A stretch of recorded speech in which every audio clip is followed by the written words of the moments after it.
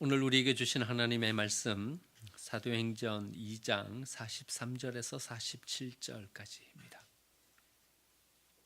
하나님의 말씀입니다. 사람마다 두려워하는데 사도들로 말미암아 기사와 표적이 많이 나타나니 믿는 사람이 다 함께 있어 모든 물건을 서로 통용하고 또 재산과 소유를 팔아 각 사람의 필요를 따라 나누어 주며 날마다 마음을 같이하여 성전에 모으기를 힘쓰고 집에서 떡을 떼며 기쁨과 순전한 마음으로 음식을 먹고 하나님을 찬미하며 또 온 백성에게 칭송을 받으니 주께서 구원받는 사람을 날마다 더하게 하시니라. 아멘. 아침에 해가 떴어요. 어제도 떴고 또 내일도 뜰 거예요. 여러분들은 어떻게 생각하세요? 해가 그냥 저절로 뜬 걸까요? 하나님이 해를 뜨게 해주셨기 때문에 해가 뜬 것일까요? 하나님이 원리를 창조하셨다. 질서와 체계를 창조하셨어요. 그래가지고 하나님은 그냥 해가 뜨게 그렇게 창조해 놓으신 거예요. 그래서 한번 질서와 원리를 창조해 놓으셨기 때문에 이제는 매일 아침 해 뜨는 거 하나님께서 관여하지 않으셔도 해는 그냥 뜨는 것입니까? 아니면 매일 아침 하나님께서 해가 뜨도록 섭리하고 계시는 것입니까? 어떤 것이라고 생각하십니까? 이것 같기도 하고 저것 같기도 하고 좀 약간 헷갈립니다. 토마스 아퀴나스라는 신학자가 있어요. 데이점 자연신론을 이야기합니다. 토마스 아퀴나스는 어떻게 이야기하냐면 이렇게 이야기해요. 하나님께서는 원리와 질서를 창조하셨다. 하나님의 원리와 질서를 창조하셨기 때문에 그 다음 살아가는 것은 다 우리 몫이다. 열심히 일하면 성공하고 열심히 운동하면 건강해지고 질서를 창조해 놓으셨기 때문에 그 질서를 쫓아 살아가면 우리의 삶이 되는 것이다. 그래 이야기를 해요. 이게 자연신론이에요. 이 자연신론에서 서양의 과학이 시작되었어요. 여러분 이렇다고 생각하십니까? 그런데 성경은요 그래 말하고 있지 않아요. 성경은 어떻게 말하고 있냐 하면요, 하나님께서 우리의 삶 모든 부분에 관여하고 계시고 모든 부분을 이끌고 계신다. 이렇게 성경은 말하고 있습니다. 하나님께서 원리를 창조하셨다. 그렇기 때문에 그 나머지 몫은 다 우리가 감당해야 되는 것이다. 물론 하나님의 큰 틀에서는 질서를 창조해 놓으시고요, 그 질서에 맞게 모든 것들을 이루어가고 계셔요. 하지만요, 세세한 부분에까지도 하나님은 들어오셔서 우리의 삶을 관여하시고 이끌어주고 계시는 거예요. 다만 우리가 이 모든 것들을 바라보며 통찰할 수 있는 안목이 없기 때문에 하나님께서 지금 인도하고 계시는가를 잘 인지하고 있지 못하는 것이죠. 우리의 삶에 어떤 현상 앞에 딱 맞부닥치면요, 하나님이 우리를 안 인도하시는 것 같아요. 그냥 우리가 살아가는 것 같아요. 우리가 뭘 하면 되고요, 가만히 있으면 안 되고 그런 것 같아요. 그런데요, 성경을 좀 더 찬찬히 살펴보면요, 하나님께서 다 관여하고 계시는 것을 보게 되는 것입니다. 여러분, 요셉이 형들에게 미움을 받아갖고 구덩이에 던져질 때요, 하나님은 아무 일도 안 하셨습니까? 형들은 요셉을 죽이려고 했어요. 그런데 하나님께서 거기에서 일하셨기 때문에요, 요셉을 살릴 수 있었던 거예요. 그리고 마침 거기 옆에 미디안 상인이 지나가고 있어서 미디안 상인한테 팔릴 수 있게 된 거예요. 하나님께서 역사하셔서 요셉의 생명을 살려주신 거죠. 하지만 거기 상태에 있는 요셉은요, 이래 생각하는 거예요. 하나님은 도대체 뭘 하시나? 내가 형들에게 미움을 받아갖고 이렇게 미디안 상인에게 팔리는데 하나님은 뭐 하고 계시는가? 이래 생각하는 거예요. 미디안 상인은요, 그를 노예로 팔았어요. 아니, 노예로 팔릴 때 요셉은 그래 생각하는 거예요. 하나님은 침묵하시는가? 나의 삶 속에 아무런 일도 하고 있지 않으신 건가? 이래 생각하는 거예요. 그런데 하나님은 아무 일도 하고 계시지 않은 것이 아니라 요셉의 삶 가운데 역사하고 계시는 거예요. 그래서 그가 보디발에게 팔린 거예요. 성실하게 열심히 일했어요. 인정받고 가정의 총무까지 되었어요. 그런데 그 아내에게 모함을 받아갖고 이제는 옥에 갇히게 되었어요. 하나님은 정말 나를 노예로 팔아먹더니 이제는 옥에 갇혀서 죽게 하시는 거예요. 하나님은 아무 일도 안 하고 계시는 거예요. 아니요. 여기에서도 하나님은 일하고 계시는 거예요. 거기로 보내서 거기서 술 맡은 관원장을 만나게 되고요. 술 맡은 관원장을 만나서 그가 총리가 되도록 세워주시는 거죠. 여러분, 우리가 짧은 시각으로 바라보면요, 하나님은 아무 일도 안 하시고 그저 우리가 살아가는 힘성과 애씀이 있고 땀 흘림이 있어야 우리의 삶이 사라지는 것처럼 보여요. 하지만 성경은요, 우리의 삶 모든 부분에 하나님은 관여하고 계시고 우리를 인도하고 계신다, 이런 말씀하고 계셔요. 여러분, 우리 생명선교회가 저절로 생겼습니까? 우연히 어찌하다 보니까 생명선교회가 생겼습니까? 우연히 어찌하다 보니까 생명선교회가 생긴 것이 아니라 하나님께서 우리 생명선교회를 향한 계획과 섭리를 가지고 우리를 인도하고 계시는 거죠. 여러분들은 어째 생각하십니까? 여러분들 개개인들은 어쩌다 보니까 묘하게 엮여가지고 그래가지고 여기에 오셨습니까? 그것이 아니라요, 우리 한 사람 한 사람을 향한 하나님의 계획과 섭리를 가지고 우리를 여기로 부르셨고요, 우리에게 사명을 주시고요, 우리의 역할을 주셔서 여기에 세워주고 계시는 거죠. 여러분, 우리는 우연이라고 생각하지만요, 그것은 우연이 아니라 하나님은 필연인 것이죠. 계획과 섭리 가운데 이것을 인도하고 계시는 것이죠. 여러분, 우리가 이것을 지난주 아둘람 공동체에서 봤습니다. 여러분, 아둘람 공동체가 우연히 생겼습니까? 우연히 생긴 것이 아니라 하나님은 이미 계획하고 계셨습니다. 사무엘을 통해서 다윗에게 기름을 부으시고요, 그와 함께할 400명의 사람들을 예비해 놓으시고요, 거기에서 요압이 일어나고요, 거기에서 사독이 아비아달이 세워지게 되고요, 한 나라를 세울 모든 근간을 거기에서 출발시키고 계시는 거예요. 화려함은 사울의 궁정에 있었지만요, 하나님의 정통성은 오히려 척박한 땅 아둘람 굴, 거기에 하나님의 정통성이 흐르고 있는 거예요. 많기는요, 사울의 궁정에 백성들도 군사들도 훨씬 더 많았지만 말입니다, 하나님의 은혜는 오히려 아둘람 굴, 거기에 하나님의 은혜가 임하고 있었던 것입니다. 아둘람 공동체는요, 우리 교회의 시작과 출발점을 가장 잘 표현해주는 그런 공동체입니다. 오늘 읽은 본문의 말씀은요, 예루살렘 교회에 대한 이야기를 해주고 계셔요. 아둘람 공동체가 우리 교회의 출발을 이야기하고 있는 것이라면요, 이 예루살렘 교회 공동체는요, 이제 우리 교회가 목표로 하고 나아가야 될 첫 번째 목표를 우리에게 보여주고 계십니다. 물론 두 번째 목표를 보여주는 공동체도 있고요, 세 번째 목표를 보여주는 공동체도 있어요. 하지만 우리가 먼저 생각하면서 이제 막 출발했다면 이제 뭘 바라보면서 나아가야 되냐 하면요, 초대교회 예루살렘 공동체, 이것을 바라보면서 나아가야 합니다.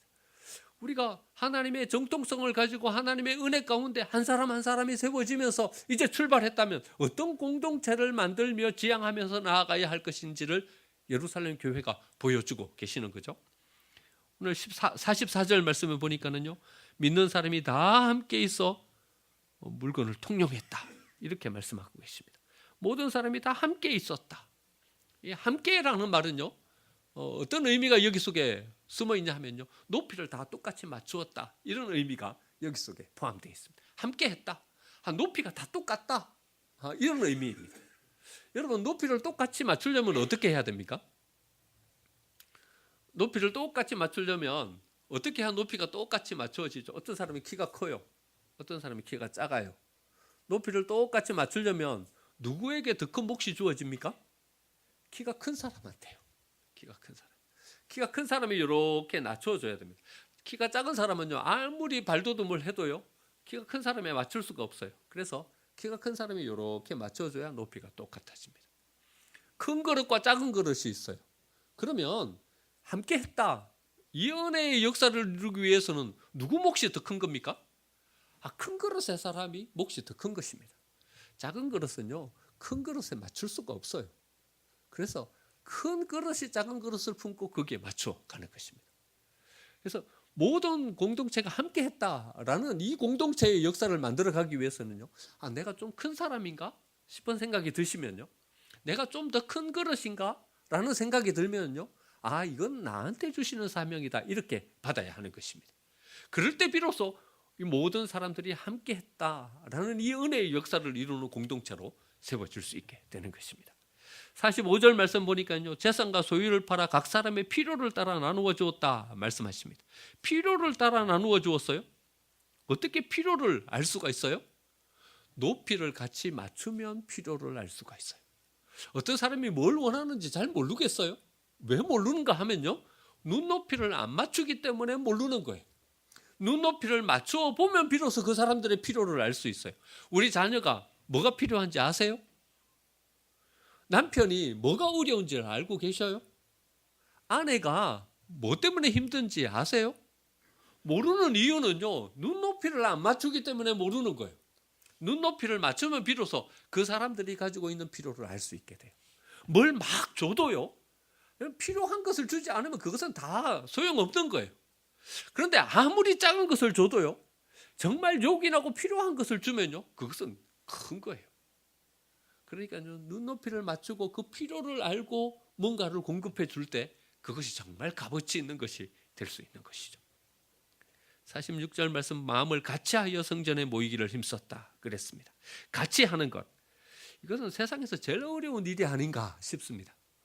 한 마음을 품는 것 얼마나 어렵습니까? 다 개성 있는 분들이세요. 가치가 다 달라요. 꿈이 다 달라요. 그런데 어떻게 한 마음이 될 수 있습니까? 한 마음이 되는 것은 정말 불가능한 일처럼 보입니다. 그런데요, 여기에서 같이 했다라는 이 말 속에 포함되는 것은요, 모든 사람들이 다 획일화됐다는 것을 의미하는 것이 아닙니다. 같이 했다는 것은요, 잘 조화를 이루었다는 것을 의미합니다. 여러분, 조화를 이룰 때는요, 획일화되면요, 조화를 이루기가 어려워요. 오히려 어떨 때 조화를 이룰 수 있냐 하면요, 각자의 개성을 가지고 각자의 색깔을 가지고 세워질 때 모든 것들을 훨씬 더 조화 있고 훨씬 더 아름답게 만들어 갈 수 있어요. 대신요, 조화를 이룬다는 것은요, 너무 큰 소리로 말하지 않는다는 것을 말하는 거예요. 너무 색깔을 드러내지 않는다는 것을 말하는 거예요. 또는 반대로요, 자기의 색깔을 너무 작게 하지 않는다는 것을 말하는 거예요. 자기의 존재감을 더 드러내도 조화되기가 어렵고요, 존재감 없이 살아가도 조화되기가 어려워요. 그러니까 조화라는 말은요, 주위를 잘 둘러보는 것을 말해요. 그래서 옆사람과 잘 조화되면서 나아갈 때 비로소 어떤 복동 공동체를 만들어 갈 수 있게 된다는 것이죠. 그 다음은요, 떡을 떼며 기쁨과 순전한 마음으로 음식을 먹었다 그랬습니다. 초대교회 성도들의 공동 식사는요, 지금의 성만찬과 똑같은 거예요. 그는 떡을 떼며 기쁨과 순전한 마음으로 음식을 먹으면서요, 이걸 생각한 거예요. 한 떡에 참여하면서 우리가 하나라는 것을 확인하는 거예요. 한 피에 참여하면서요, 우리는 한 생명이라는 것을 마음속에 다시 생기는 거예요. 우리 각자는 다 흩어져 있지만요, 우리는 한 몸이다. 여러분, 우리는 오늘 성찬식을 하면서 한 떡에 참여했습니다. 여러분, 한 떡에서 다 잘라낸 것입니다. 그래서 이 한 떡에 참여하면서요, 우리는 한 몸임을 다시 확인하는 것입니다. 우리는 하나다. 한 피에 참여하면서요, 우리는 한 생명이다. 저 사람은 죽고 나는 살고, 이건 없어요. 죽으면 같이 죽는 거고요, 살면 같이 사는 거예요. 우리는 한 생명이다. 이것을 확인하면서 나아가는 것이 바로 성만찬이에요. 여러분, 이 한 몸인 것을 확인하며 나아가고 한 생명인 것을 확인하며 나아가는 게 얼마나 중요해요. 원팀을 이루는 거예요. 원팀. 이게요, 승리하는 비결이고요, 뭔가를 세울 수 있는 비결인 거예요. 여러분, 남한산성 보셨어요? 언제 기회 되면요, 남한산성 영화를 한번 꼭 보고 싶어요. 오후 예배 시간이라도 제가 보고 싶은 한 두세 가지 영화가 있어요. 그래서 내년에는 오후 예배 시간에 한 번씩 영화도 보려고 그래요. 남한산성, 이것도 한번 꼭 보고 싶은 영화 중에 하나예요. 여러분, 청나라가 세워졌어요. 그리고 청나라 태종 홍타이지가요, 군사를 이끌고 10만의 군사를 이끌고 조선을 침공해 와요. 일치월장하면서 도성까지 와요. 도성을 다 점령해 버렸어요. 인조는요, 급한 마음에 어디로 피신하냐 하면요, 남한산성으로 피신해요. 여러분, 홍타이지가 군사를 이끌고 조선을 침공한 이유가 있어요. 왜 조선을 침공했냐 하면요, 조선 조정이 둘로 쪼개져 있는 거예요.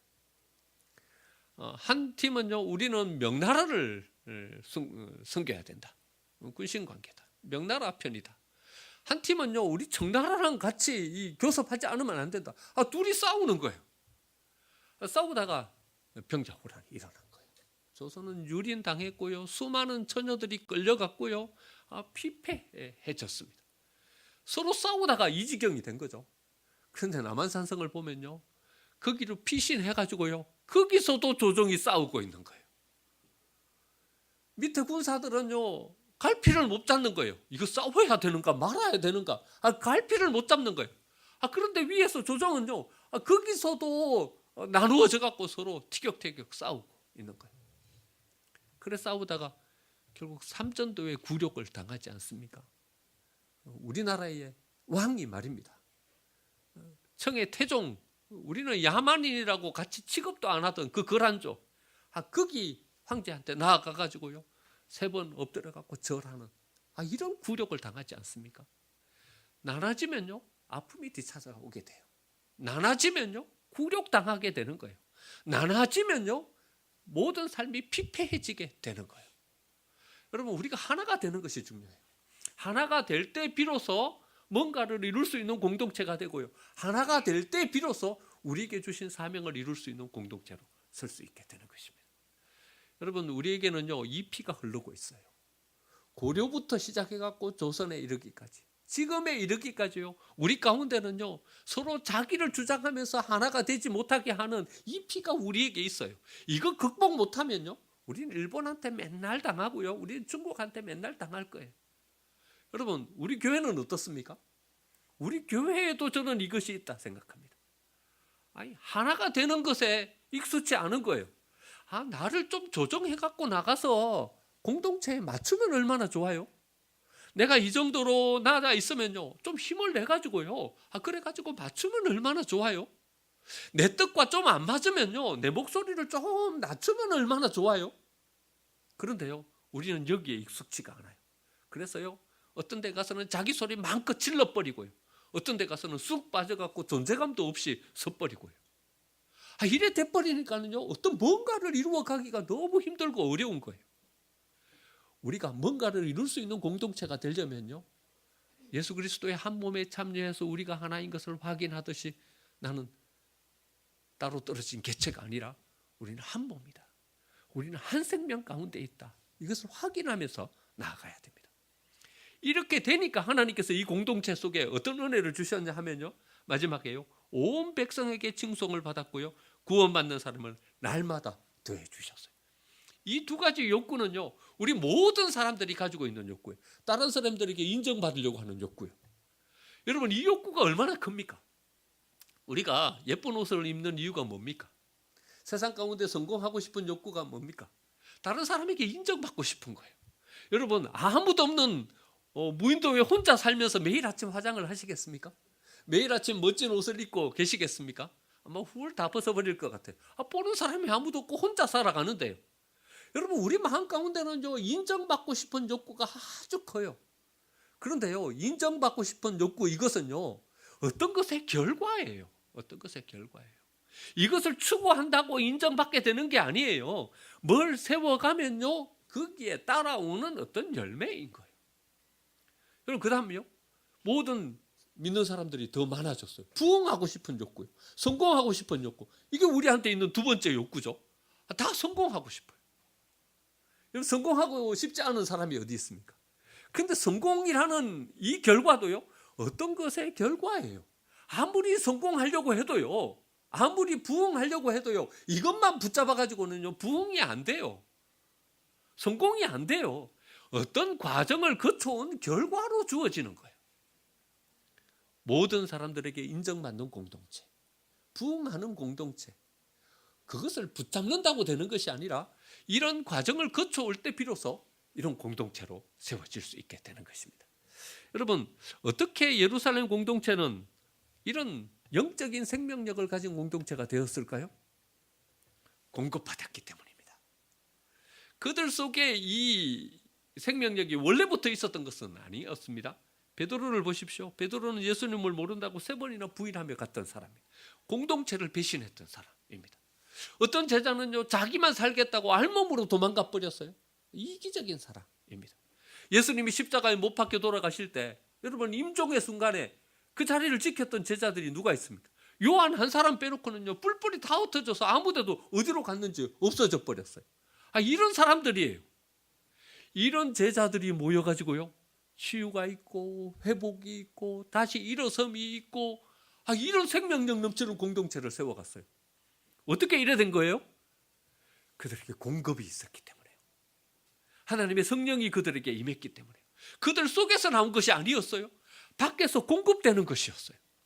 공급되니까 그들이 이런 생명력을 가지고 세워질 수 있게 된 것입니다.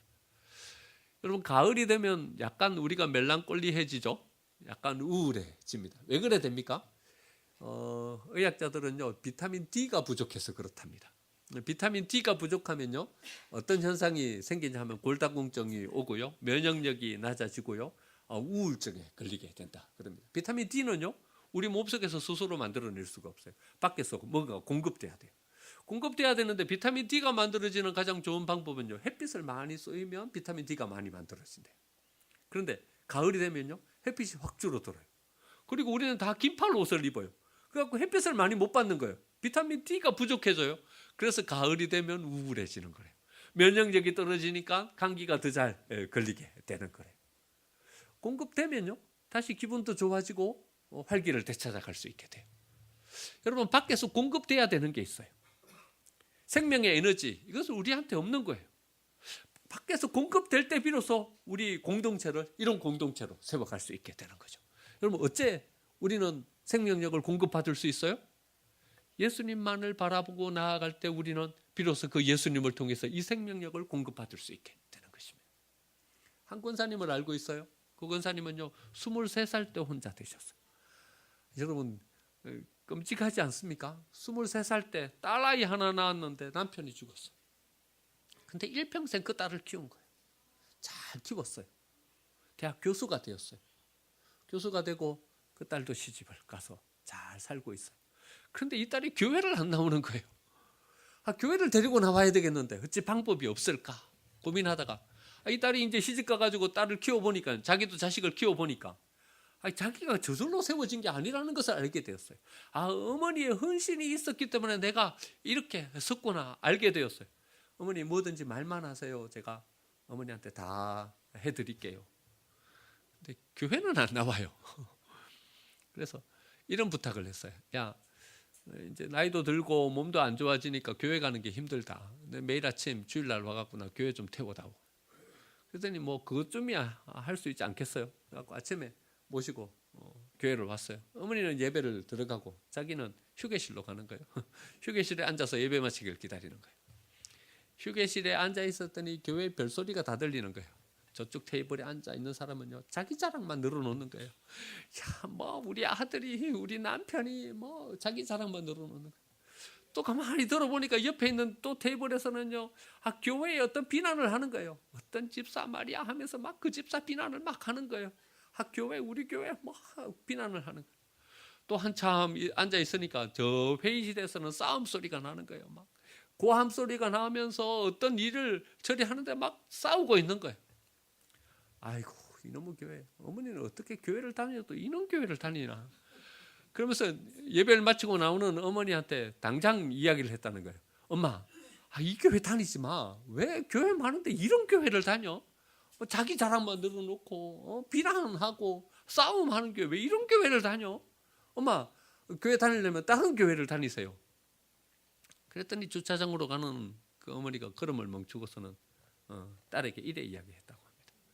야, 나는 일평생 교회를 다녀도 주님 한 분만 보고 왔는데 너는 하루 딱 와가지고 본 게 자기 자랑하고 싸움하고 이런 것밖에 못 봤냐? 그래 이야기를 했다는 거예요. 그 딸도 교회를 다니면서 나중에 집사님이 되셨어요. 그 딸의 간증이었어요. 여러분, 뭘 보십니까? 뭘 보십니까?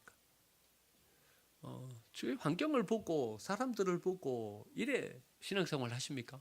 그러면 여러분들에게 생명력이 만들어지질 않습니다. 어디를 바라봐야 우리에게 생명력이 공급되냐 하면요, 하나님, 그분을 바라보고 나아갈 때 비로소 우리에게 에너지와 생명력이 공급되는 것입니다.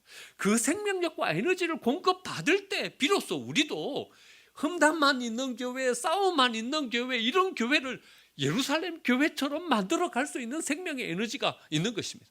여러분, 내게 생명의 에너지가 없는데 고갈되어 가지고 온 이 사람에게 뭘 줄 수 있겠습니까?